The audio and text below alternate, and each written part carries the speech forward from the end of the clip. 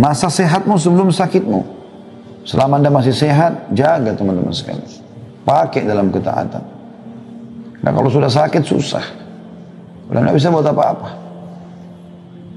Ada pengusaha terkenal dari Jepang, baru memimpin meeting dengan proyek jutaan dolar, dan terkenal orangnya sangat sukses, menjadi buah bibir di tengah-tengah orang.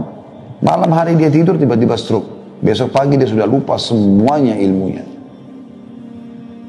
Perusahaannya tinggal hanya membiayai dia sampai dia meninggal. Gitu kan? Orang tidak tahu kapan terjadi masa itu kepada dia. Jadi gunakan masa sehatmu sebelum sakitmu. Kesempatan emas.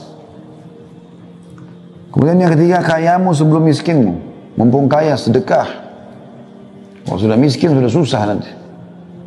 Mumpung kaya, umrohlah, hajilah, bersedekahlah. Itu yang ketiga. Yang keempat, waktu luangmu sebelum sibukmu. Jadi kalau pas ada waktu kosong, pakai dengan hal yang baik, hal yang positif. Kalau hal yang berubah masih boleh, tapi kalau sudah masuk kepada hal yang haram, jangan. Tapi kesempatan emas, mumpung lowong, pakai untuk hal-hal yang bermanfaat. Dan yang terakhir, yang kelima adalah hidupmu sebelum matimu. Orang kalau sudah mati terputus amalnya, kecuali sebagian kecil. Mungkin bisa terjadi, ya, kalau dia sudah mempersiapkan amal jariah misalnya buat dia, dan seterusnya. Ya. Jadi ada seseorang di Yaman, kaya raya, miliarder. Dia orang yang baik sebenarnya. Tapi dia selama ini selalu sibuk mengembangkan usahanya terus.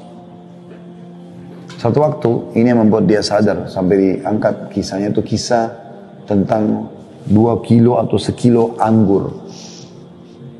Penyebab dia sadar. Dia lewat, waktu dia mau ke rumahnya, ada orang yang baru petik anggur dari pohonnya, dijual di pinggir jalan. Dia lihat, buah ini ranum, kelihatannya segar sekali, dia beli. Sekilo atau 2 kilo kalau saya salah ingat, sekitar begitu. Dengan niat dia ingin bawa ke rumahnya, supaya nanti di rumahnya bisa makan sama anak dan istrinya.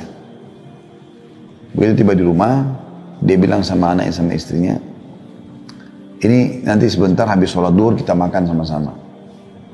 Persiapkan aja, dikasihlah kepada mereka. Kemudian dia pun duduk lalu sholat duhur di masjid. Subhanallah, begitu dia pulang dari sholat duhur, sudah dihidangkan makan siang. Dia tanya, mana anggur tadi yang saya beli? Kata mereka, sudah habis kami makan tadi. Kata istrinya, anak-anak berebut tadi jadi habis. Tiba-tiba dia terenyuh gitu. Dia berpikir, apa yang sedang terjadi? Sebenarnya orang ini mampu membeli seluruh kebun kurma, seluruh kebun anggur itu. Karena dia orang kaya raya, mampu dia beli, bukan cuma sekilo 2 kilo. Tapi mungkin pada saat itu, memang dia beli untuk sama-sama dinikmati. Kenapa dia nggak dilibatkan?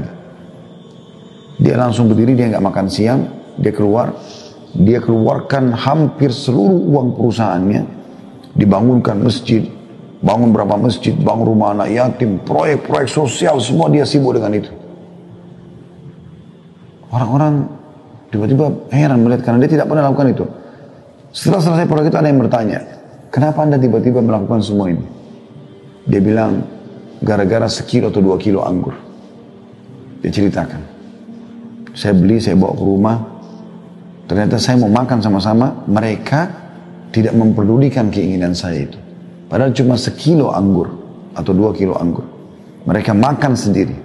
Maka bagaimana saya bisa harapkan mereka pada saat saya sudah meninggal, mereka akan membangun masjid buat saya. Mereka akan berbuat amal saleh buat saya. Anggur saja mereka tidak mau sisain buat saya. Ini kan banyak terjadi begitu. Suami bawa makanan ke rumah, pulang pengen makan sudah nggak ada. Anak-anak sama istri sudah makan habiskan. Nggak ditinggalin buat suaminya. Nggak dilatih anak-anak biasa berbagi dengan ayahnya. Padahal dia yang kerja setengah mati. Subhanallah, seperti itulah.